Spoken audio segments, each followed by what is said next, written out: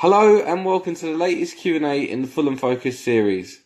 My name's Daniel Smith, better known as Dannyboi, and recently I was joined by a fellow supporter and former matchday announcer, the wonderful legendary voice of Fulham himself, Mr. Diddy David Hamilton. We are going to pick up now with David explaining how he got into the industry back in the day. Really hope you enjoy it. Right, so we'll start a little bit on your career away from Fulham. How did you get into the industry in the first place? Well, it's funny how I got into it. I got into it with a slightly circuitous route. When I was at school, I was a big football fan. I loved football, and I wrote a column for a magazine called Soccer Star. I wrote for them for about 2 years, and then when I left school, I went for a job there as on the staff. They didn't realise I was a schoolboy. They thought from the way that I wrote that I was probably about 40. I think they got a bit of a shock, and so I didn't get the job. But I did get a job as a scriptwriter at ATV, and it was then one of the early ITV companies, and everything was going really well. I got my call-up papers for national service, and I got posted out to Germany, and to stop it being a complete waste of time, I went to see the local radio station, which is the British Forces radio station in Cologne, and I said to them, look, could you use me as a writer? They said, well, we don't actually have writers, but we do need someone to read the football results. So that was the first thing that I did. First, I was 19, and then I said to them, you ought to have a rock and roll show, because all the music that they were playing was fine for the officers, but the troops wanted rock and roll. I don't think they actually really knew what rock and roll was. So anyway, it was a very exciting time because Elvis Presley was in Germany at the same time doing his national service. I think he was in Frankfurt and I was in Cologne. So I was playing his records and I was playing Jerry Lee Lewis and Little Richard and stuff like that. So when I came back to England, I went back to my script writing job, but I got the bug for broadcasting, and it was quite difficult to get into radio at that time. But there wasn't a lot of radio, and there weren't many record shows. But I did get a job as a television announcer, and I went up to Manchester, and I was living there in the 60s. And then when I moved down to London, I joined Thames TV, and in 1973, I got my own daily show on Radio 1. So that was a very happy time. I was comparing Top of the Pops. I was doing a daily afternoon show on Radio 1. Then they had an economy move at the BBC, and they axed the afternoon show on Radio 2. So for several years, my program was on Radio 1 and Radio 2, which, gave it a tremendous audience. So I still do radio now and do bits of telly from time to time. So, yeah, that was how the thing came about at Fulham. Was that somebody said to me, and I'm trying to remember the year now, I think it was something like 1996. So that's, what is that, over 20 years ago? Yeah, it would be about that, I think. Somebody said to me, would you do the halftime entertainment at Fulham? So I said, yeah. So I went on the pitch at halftime and, did whatever we did. We used to have a big drum in those days, and we had the Fulham Flutter, it was called. And we'd get a player or an ex-player to come on the pitch and draw out somebody's ticket. It made quite a lot of money, I think, for the club. A lot of people used to like to do the Fulham Flutter. I don't know why they ended it, really. It was good fun. I suppose it just sort of became a bit dated. Anyway, the first season I did that, we were promoted under Mickey Adams. So anyway, the next season they said to me, would you like to do the announcing as well? So originally, the announcer's position was in a corner of the balcony on the cottage, and it was a terrible view because the other goal was so far away you could hardly see who scored the goals. So it was quite difficult then having to come down from the cottage onto the pitch at half time. So then they decided they would move the announcer to one of the dugouts on the opposite side, and then the next season they said to me, oh, would you like to host one of the lounges with George Cohen after the match? He's still there in the lounge, and I continued actually doing the lounge with him. They weren't paying me anymore, but I did it for quite a long time after I gave up the announcing because he just liked me to do it with him. He didn't particularly enjoy doing it on his own. And it was always a pleasure to speak to him because his reading of the game was obviously, just fantastic. So he was working alongside a World Cup legend. It don't get much better than that, does it? Having a Fulham player played every minute of every game, the only time England have ever won the World Cup. You can't get prouder of a player than that, can you? Well, we're very lucky to have George, and what's been great this last season, and David Daly has a lot to do with this, is bringing back some of the old players and getting them out on the pitch at half-time. When they walk up to the director's box afterwards, my seat's not too far away from them. I always go over and say hello to them. And it's great to see people again like Les Barrett, and Boa Morty was up there recently. He was a great character.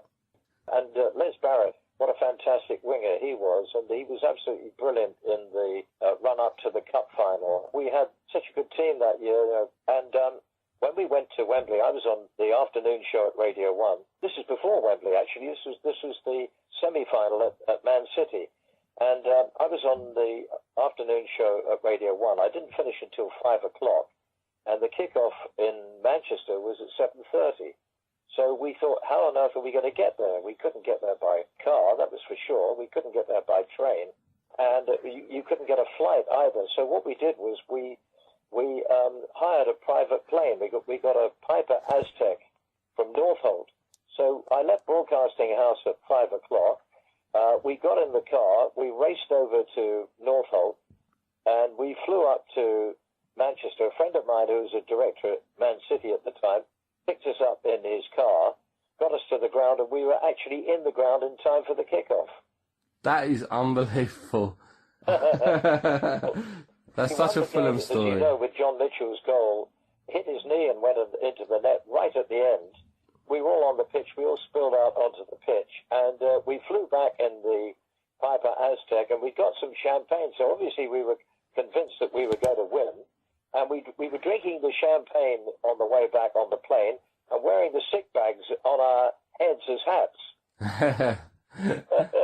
Oh, brilliant. That is such a Fulham story. Only a Fulham fan would hire a private plane to travel to a football match. Brilliant. We were that fanatical, I suppose, at that time.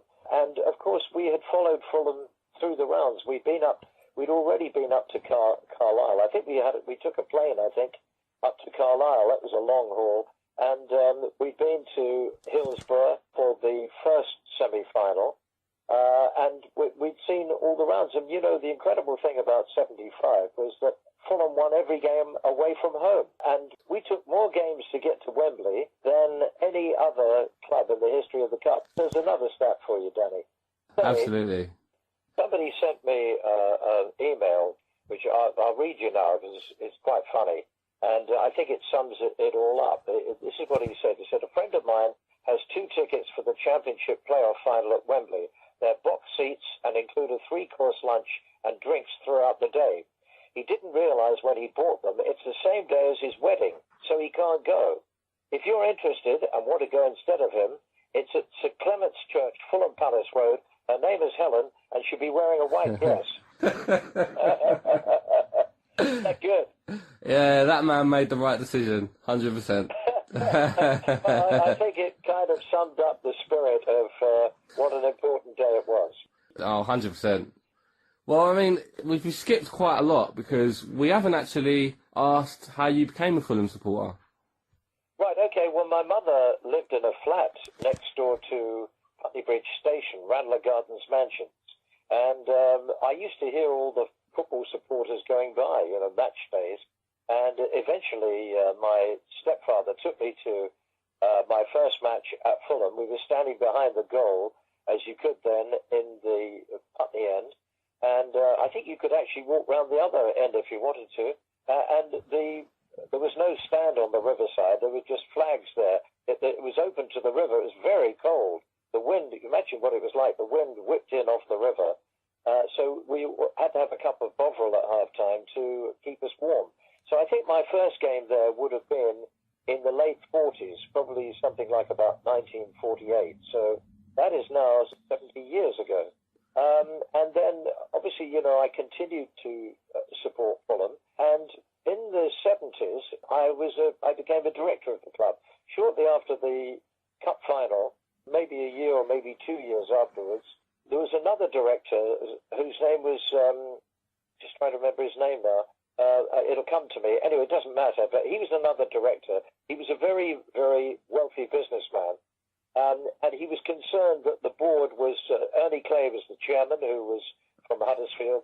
He was very concerned that the board were business people, not necessarily Fulham supporters, and people who might have an interest, perhaps, in developing the ground, you know, moving the club somewhere else and building flats on it. So he was very concerned about that, and he wanted to get another Fulham supporter on the board. So I didn't have a lot of money at the time. I'd just been through quite an expensive divorce, and I said, well, I'm not in a position to give the club any money. So Ernie Clay said, well, don't worry about that. He said, you could do some discos and, you know, in the club and raise money for us, which I did. And he said, you can put on some pop shows, pop concerts. That didn't actually happen, but I would have done. So I was a director for a couple of years. Edward Burston, that was his name, Edward Burston. He was a lovely man. Sadly, he died very young. He died in his 40s. He was an absolute Fulham nut. And I used to go to his flat just around the corner from Hyde Park. And I remember he had a Japanese girlfriend. But I would go up there, and every time I went up there, he'd give me a Fulham shirt. I had so many shirts, I had enough for a team. But we were not happy with Ernie Clay. And we didn't trust him, basically. And the closer I got to the running of the club, more I could see that he was not trustworthy. And it was the time that George Best was there, Rodney Marsh was there, so there were some great times. There was the famous match where George Best and Rodney Marsh tackled each other, although they were on the same team. Yeah. It was like a show business, really. It was more kind of showbiz than football. But people went along because they wanted to see George and they wanted to see Rodney, and we had a team of characters. But there was an FA inquiry into the running of the club, and Edward and I said to Ernie Clay, can we see the books? So he said, no, you can't. So we said, well, we're directors of the club. We must be able to see the books. He said, no, you can't. So I was very concerned. I was working for the BBC at the time, and I thought, there's any scandal here, I could do without that. So I resigned. And so sadly, after about a couple of years, that came to an end. But I saw so much of the running of the club at that time. I thought the less you know about it, the better it is. It's better just to be a supporter. Anyway, I carried on being a supporter. And so what was it after about 20 years after that, I suppose, that I think it was maybe Jimmy Hill who first asked me to go on the pitch and do the announcing at half time. When I did that for 18 years. And in that time, in the time that I was doing it, we had 3 promotions. We had the European final in Hamburg. We had our longest ever run in the top division. And we had Mohammed Al-Fayed was the most wonderful chairman. He was everything that Ernie Clay wasn't. He gave the club probably about £200 million. He was wonderful to me because, as you know, somebody sacked me and he gave me my job back. And I had a very, very funny dialogue with him because I was doing a radio show on the Monday I know what it was, the first match of the season. It was the first match back at Craven Cottage after we'd been at Queen's Park Rangers. And they got a new guy to do the announcing. And everything went wrong. The chairman's suit was sprayed by the sprinklers. I mean, that wasn't the announcer's fault. But then the chairman had got some dancers called the Cravenettes. He'd seen the dancers at West Ham, and he wanted these girls to dance at half time, so I had the Cravenettes. Anyway, Lily Allen's father, he was quite friendly with the chairman. He got some people called the Gavenettes, and they were blokes in tights who ran onto the pitch, went up to the chairman and sort of flirted with him, and I think one of them tried to kiss him. It was a total embarrassment, and the chairman was extremely angry. So on the Monday, I got a call from Mark Collins, one of the directors, saying, Chairman would like to see you in his office. Can you come up to Harrods this afternoon? So I said, well, I'm on the air now, but I could come up later. So we arranged the time for 3 o'clock. So I met Mark in the Harrods Estate office across the road, and we went up to the boardroom, and we sat there, we waited, and the chairman walked in with a bottle of whiskey in one hand and a file of Viagra pills in the other. So he put them down on the table, and he said, "This is what you need." So I said, "Oh, right, okay." So he said, "Now, what's happened to you?" So I said, "Well, I've been sacked." So he said, "Yes." He said, "And I want you back." So I said, "Oh, great." He said, "And the person who did this, I will sack them." So I said, "Oh, right." Obviously, he didn't know anything about it. So he said to me, "How much are we paying you?" So I told him. So he said, "Right, no, we're not. We're going to give you," and he gave me a fairly considerable rise, and he gave me some cash. So and he walked out of the office. So I said to Mark Collins, "Where's he gone?" So he said, "I think he's gone to get some more money." So I said, "Oh, right, okay." So anyway, when he came back, he had another wad of cash, and I said to him, it was not long after the Cash for Questions thing with Neil Hamilton, the politician. So I thought of this line while he was up, and I said to him, "I don't think I should take cash from you with a name like Hamilton." So he laughed, and he said, "Bloody Hamilton." He said, "Why am I employing somebody called Hamilton?" I said, "Well, you're not." So he said, "Well, I am now." And anyway, I had to go back to people who had fired me and tell them. I said, "Well, I'm back tomorrow," and that was it. But anyway, that was the beginning of a great jokey rapport that I had with him. I used to introduce him on the pitch, as you know, and he'd come out waving his scarf. He's probably the only club chairman who did that. It was a real bit of show business, but he loved it, and the crowd loved him. And always he would come over and have a chat with me. And the things that he said, he's a very basic sense of humor. I had to hide the microphone behind my back, because if they'd gone out to the crowd, I can't imagine the reaction there would be. But the jokey rapport that I had with him was hilarious.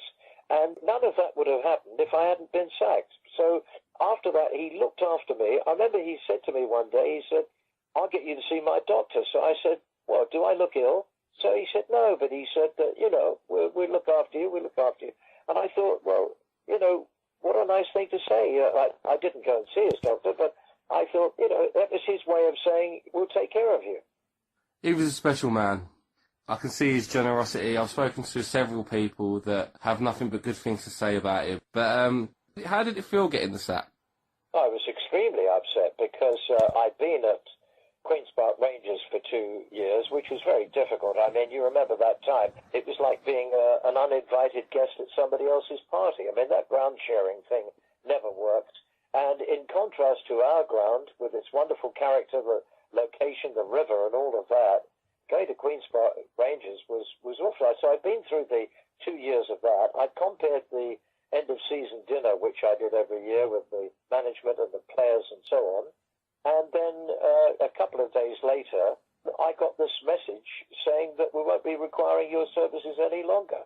To this day, nobody has explained why. I think it was just a nasty piece of work done by somebody who, for whatever reasons best known to themselves, I think there was more than one person behind it. I think there was a ringleader, put the bullets in the gun, and then got someone else to fire it. I think that's what happened. And most, if not all, of the people behind it are no longer at the club. Well, good. We don't need people like that.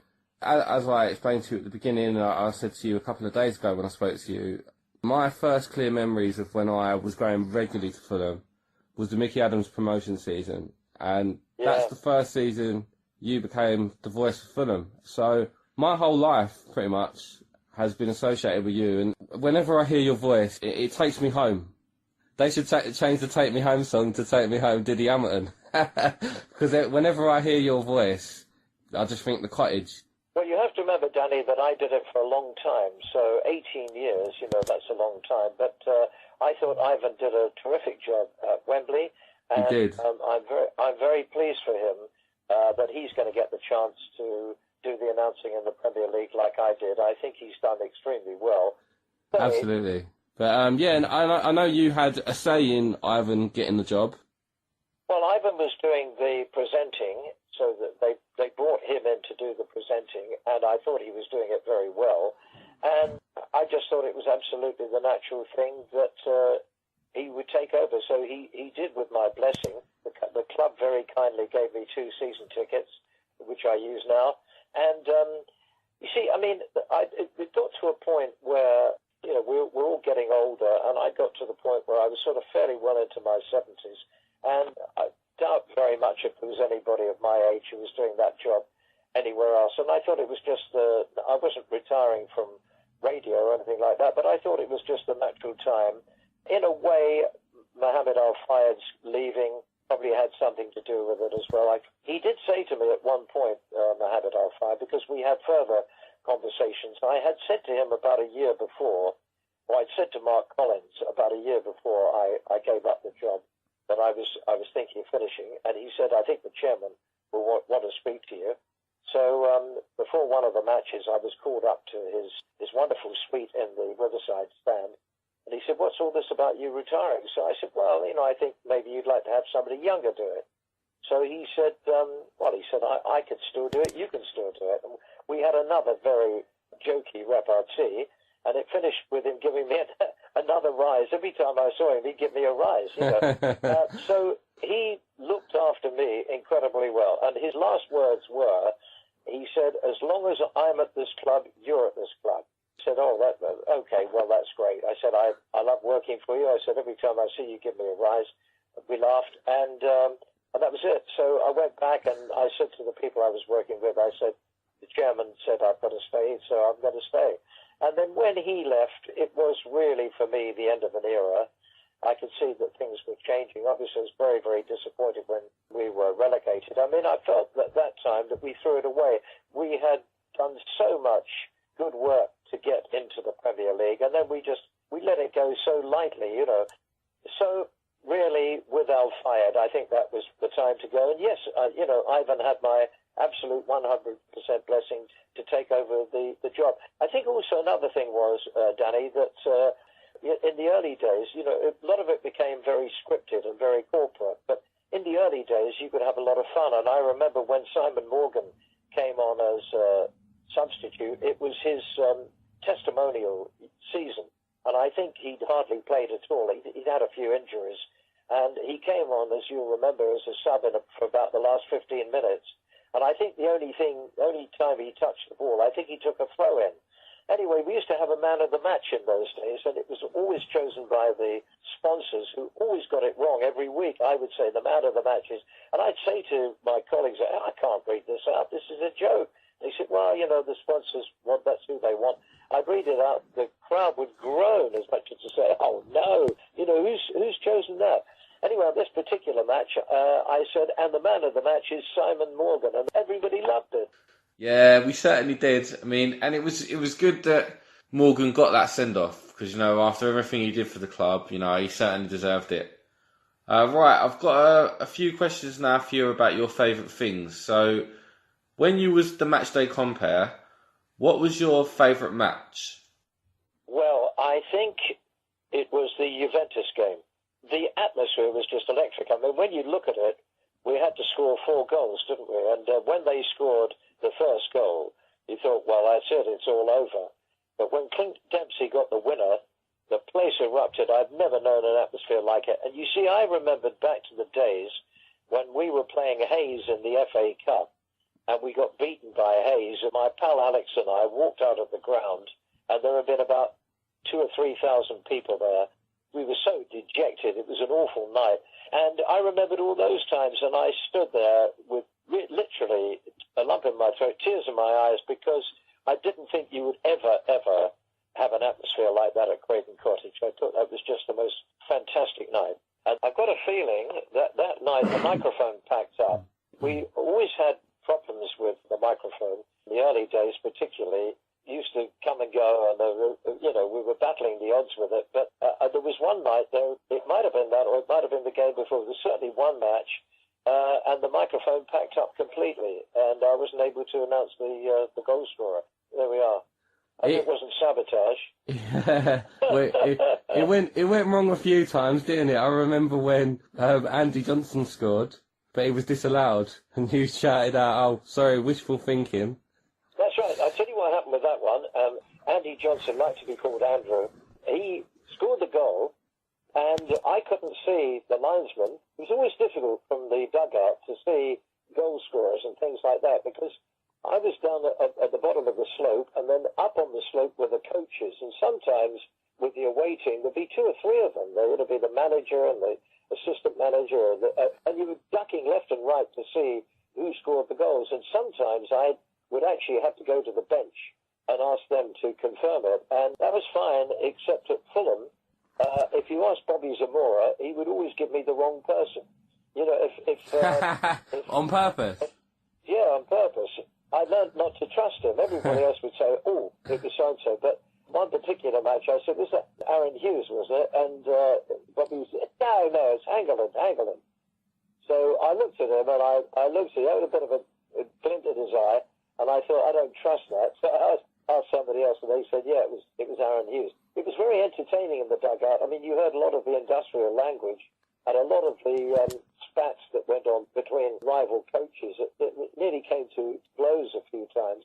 There was a wonderful one with Ray Wilkins, who was quite a character, and he said to the fourth official, because you know the fourth official can talk to the referee, he said to the fourth official, tell the referee that Ray Wilkins says he's having a good game.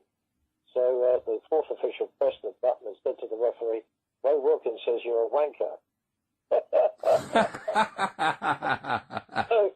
so everybody laughed. Ray Wilkins, he wet himself with laughter. It was so. That was the kind of humour, you know, that went on. But the Andrew Johnson thing, coming back to that, yeah, I couldn't see the fourth official's flag, and the ball was in the net, and then suddenly I thought, hang on a second, he's given a goal kick. So having announced the goal, the only thing I could do is say, I'm sorry, wishful thinking, yeah. No, it was brilliant. Your reaction was quality.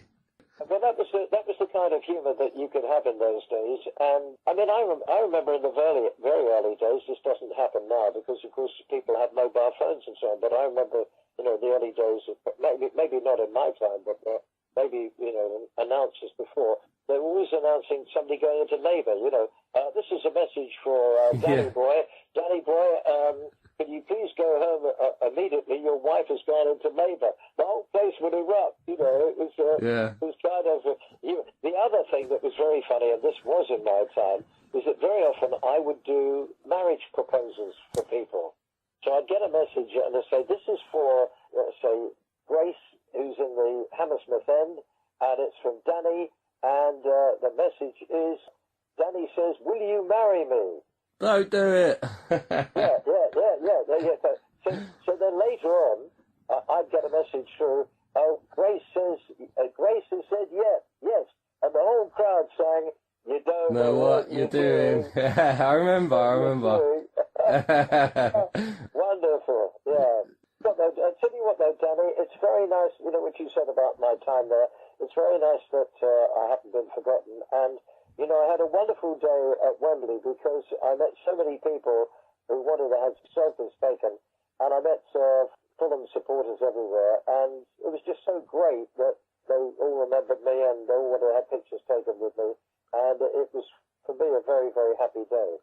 I would imagine that it's the kind of job that you could easily be forgotten because you are only the matchday compere, but you wasn't just a matchday compere, you was iconic, you was part of the matchday experience for so many, and no, you had a major impact on people growing up supporting for them, so you'll never be forgotten. I tried to make the most of the job, and I tried to get all the humour I could out of it, and then by the time I'd finished, I don't think there was any more humour to be injected into it, really. I think those days had gone, and it all became very serious and scripted, and there were things on script. I said this to Ivan when he took over. He said, what little tips can you give me? So I said, well, at half-time, if we're losing, don't give the score. Everybody knows it. They don't want to hear it. If we're winning, you know, crow about it and say half-time is Fulham 1, Man City 0. You know, but if we're losing, don't give it. Equally, don't give it at the end if we've lost. You know, people know they don't need to be told that. And the other thing is that always on the script that there'll be something at the end trying to sell people something like tickets are now on sale for well, if you've got a crowd that's drifting out of the ground, they're all pissed off. They hardly want somebody to be selling them stuff. So you just have to let that go. And a couple of times I had people say to me, oh, you didn't plug so-and-so. And I said, if you think I'm going to plug so-and-so, when people are leaving the ground, they're pissed off because their team have lost, somebody else to do it, because I'm not going to do that. You know, nobody wants to hear it, and it's not the right thing to do. Always at times pressure to do things like that, because obviously there are people there who, it's their job to sell things. I understand that, but you're wasting it on a crowd who are not going to be receptive to it. And there are always people trying to get me to make it more tribal. And I said, Fulham isn't that kind of place. I understand that we want to win, and I understand that we want to whip the crowd up, but it doesn't have to be tribal. And also, I didn't think you had to put down the other team. I mean, in the early days, I used to say a very warm welcome to the supporters of Reading. They asked me not to do that anymore. No, don't welcome them. We don't want to welcome them. So in the end, I didn't. But it was much more courteous in the early days, and then it became more tribal. Fulham supporters are very different from most football supporters. They're, generally speaking, probably better behaved. Every year we won the league for best behaved supporters. There was just something about it, and I think the place encourages that. I'm very proud to take new people along to Craven Cottage who haven't been there before, because it's such a unique ground. And what else has got the cottage, the Johnny Haynes stand, the river, the park, and there aren't many of those old-fashioned grounds left. No, there aren't. And going back to what you said about being classy and being respectful with the opposition, I remember when we battered Norwich 6-0 last game of the season, and it was a game that relegated them. They had to win to stay up. And at the end of the game, instead of just milking what was, at the time, our highest win in the top division, in the Premier League, you actually said a word for Norwich. Sorry that you've been relegated, and good luck next season. And the Norwich fan clapped us. You didn't need to do that, but once you did it, it felt like the right thing to do, and I wouldn't have thought to do it. So, again, that comes back to you being the perfect guy at the job, because I think you are a representative of the fans, and you did it perfect. You are exactly what we needed. Absolutely. Just to conclude that thing about Norwich, what I think I said to them was, we'll look forward to seeing you back in the Premier League at some time in the future, which of course did happen. And I just felt that I tried to put myself in their situation. They must have felt awful. They had quite a long journey back home. And I just thought that was a Fulhamish thing to say, really. Yeah, I agree. It was a really nice thing to say, David. Right, going back to your favourite things, who's been your favourite ever player? Well, I think my favourite player was Les Barrett, because I played for the Showbiz 11. I played on the wing in charity matches for the Showbiz 11, and I used to watch Les on a Saturday and think, that's how to do it. Get down the line as fast as you can, get the crosses over. It didn't work out quite that way when it actually came to it, but he was my inspiration. And what about your favourite goal? My favourite goal? That's a very difficult one. I remember Alan Mullery scoring a wonderful goal. I think it was against Leicester, and it just was an absolute rocket shot from probably 25 yards out. And another one of my favourite players, just to say very quickly, was Steve Malbrook, and I know you're going to go, Steve! I thought he was just such a cultured, and I said to him at one of our end-of-season dinners, I said, Steve, you are such a cultured player, such a beautiful player to watch. And, I think he was quite pleased with that, but I thought he was great. I mean, there's so many great players. Johnny Haynes, George Cohen always says about Johnny Haynes, he said, when he had this great vision. And so Johnny Haynes could pick a player out with a pass without even looking up. He just knew where players were. So he was extremely talented player. And what's been your favourite season and team? What was my favourite season? I think maybe the Tigana season, when I think we had, if I remember rightly, 100 points and 100 goals, and we just played sublime football. Right. That moves me on to the Europa League final. Black Eyed Peas, the I've Got a Feeling song. What on earth were they doing playing that? Do you know, I went over to Hamburg. Of course, you remember me being stuck on the... Yeah, you got stuck on the lift, yeah.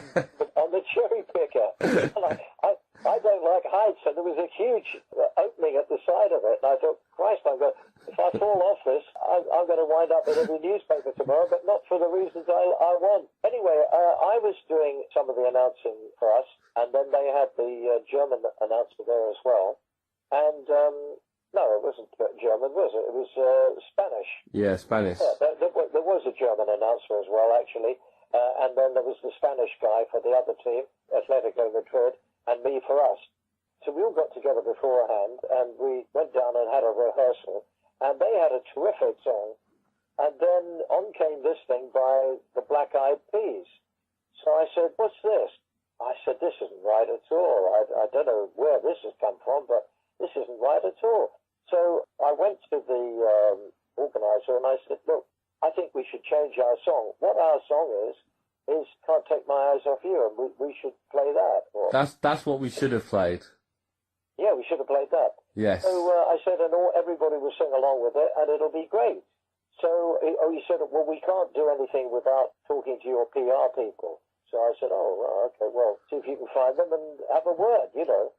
I mean, sorry to interrupt you, but can I just say, that was a once-in-a-lifetime opportunity for Fulham fans to see their club in the European final. It was a disgrace to play that song, because the Spanish fans knew their song as if it had been rehearsed 100 times. They all knew every single word. It was very powerful how loud they were, and then all of a sudden it was our turn. It's like, right, come on, let's give it back to them. And I would imagine after the fans didn't even know the words, it was ridiculous. Well, let me tell you what happened, Danny.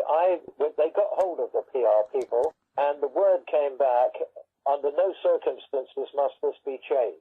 My request to have our song was overruled by the PR department, who insisted that should be played. And I just thought to myself, I hope nobody thinks this is my idea. You looked uncomfortable introducing it.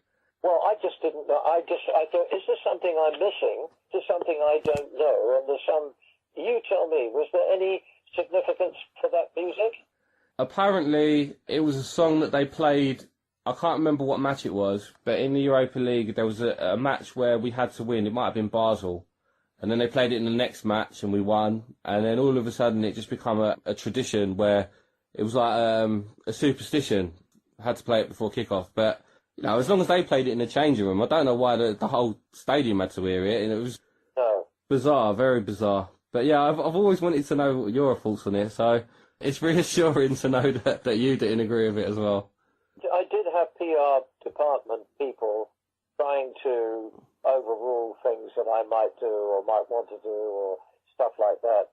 That was not just that occasion, but it was an ongoing thing as well. And unfortunately, you get a battle of wills and you get two people with different opinions about how things should be done. But at the end of the day, the people in the club have the last say, and as a freelance employee, sadly, you don't. You know, a lot of times I just took things into my own hands and didn't ask.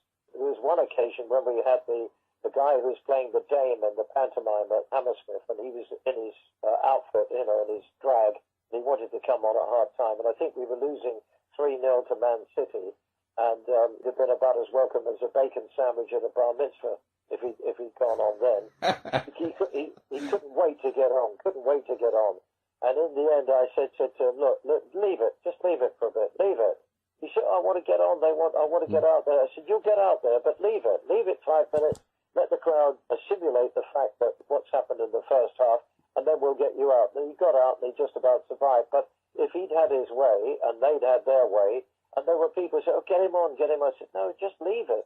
Just give it a bit of time. That would have been like taking the piss out of the fans. 3-0 down, and then you bring on a pantomime. Beggars belief sometimes. Imagine you're 3-0 down, and you go out and you say, it's pantomime time. Oh, yes, it is. Only at Fulham.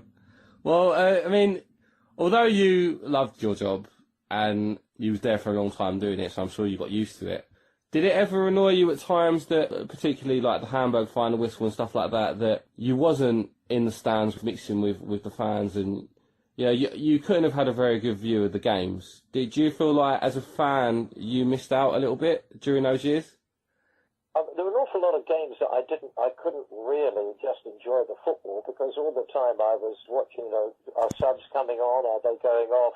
The most difficult thing was sometimes seeing who scored the goal, particularly when you had a goal-mouth melee. And apart from the Andy Johnson thing, I don't think I got any wrongs. You know, it was quite draining, quite tiring, you know, by the end of the day. So now when I sit in the stand, I can actually watch the games and relax and enjoy it. And so yeah, I did love most of it. I mean, I didn't like it when there were differences of opinions and arguments about how things should be done. But I just took that on the chin, you know. I love being part of it, and it was a very successful era. But as I said to you before, when Mohammed Al Fayed left, I thought it was the end of an era, and perhaps that was the time when I should go as well. And so I did. And now I do enjoy watching the matches. I very much enjoyed watching the playoff game. A wonderful view. I mean, at Wembley, everybody has a wonderful view. But yeah, I can just relax and enjoy it now. And I do see a lot more. When you're down near the dugout, you don't really see all the moves working out. And always there were coaches and people in front of you, so it was quite frustrating. So I am able to enjoy the football now. But I've got very, very happy memories of the time that I did it, and great to be part of what was a fantastic Fulham era. Absolutely. All right, so what are you up to now? Well, I was on the radio yesterday. I was doing a show for BBC Sussex and BBC Surrey. Funnily enough, somebody asked me to play Viva El Fulham, and they didn't have it there. But going down to Southampton tomorrow to do a programme for BBC Radio Solent. So I'm doing quite a lot of radio stuff at the moment. And last couple of years, I've done a rock and roll tour, a theatre tour with a band and singers. We did 45 theatres, so that was good fun.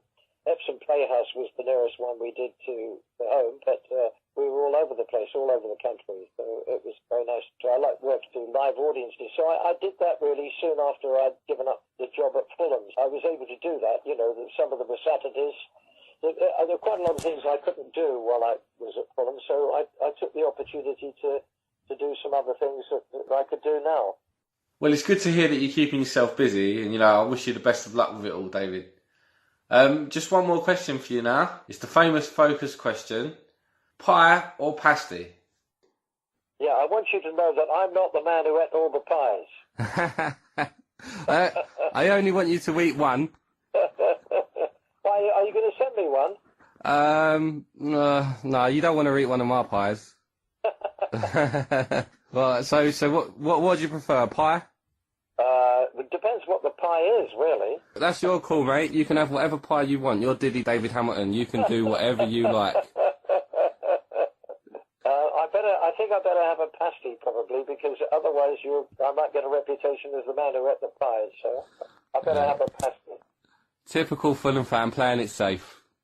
Well, Danny, it's been a pleasure talking to you. I don't know who is going to listen to all this for this long. Well, I mean, it's been an honour to speak to you. Like I said at the beginning, you know, growing up as a kid, my matchday experience was all about you on the mic, and you know, I'll never forget your voice.